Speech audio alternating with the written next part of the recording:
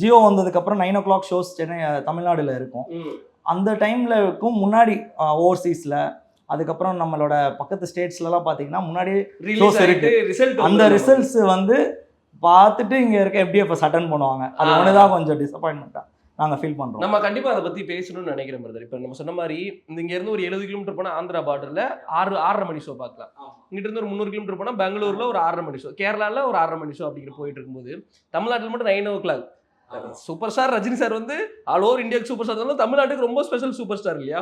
அவரோட படத்தை லேட்டாக பார்க்கறது நமக்கு கொஞ்சம் ஃபேன்ஸாக டிசப்பாயின்மெண்ட். ஆமாம், அந்த டிசப்பாயின்மெண்ட்டும் ப்ளஸ் பிஸ்னஸ்லையுமே நான் இது என்ன சொல்கிறேன்னா, இந்த ஷோ பார்க்குறது யாருன்னு பார்த்தீங்கன்னா அவங்க அந்த ஊர் மக்கள் பார்க்குறாங்க. ஆனால் இங்கேருந்து ஒரு 30 to 25% பீப்புள் இங்கேருந்து ட்ராவல் பண்ணி போய் இந்த இடத்துலலாம் பார்க்குறாங்க. ஸோ அவங்களுக்கு இங்கேயே அவைலபிலிட்டி இருந்ததுன்னா அவங்க பார்த்துருவாங்க. ஸோ நான் எங்களுக்கு அந்த மாதிரி 4 மணி கொடுங்கன்னு கேட்குறத விட ஆல் ஓவர் ஒரே டைமாக ரிலீஸ் பண்ணுங்கன்னு நாங்கள் எக்ஸ்பெக்ட் பண்ணுறோம்.